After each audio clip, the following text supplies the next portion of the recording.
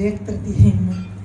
Alacan devletli ocağına bir de yani şunu münasip gördüm. Şunu yalak yerine paylaşıp devlet yerine bir de münasip görün için kalitime yaklaşım yalak eceme maşkalama tekrardan sistruha yani spasiba ova ulaşma ardak geçen yok tabi isteyeni de koptu.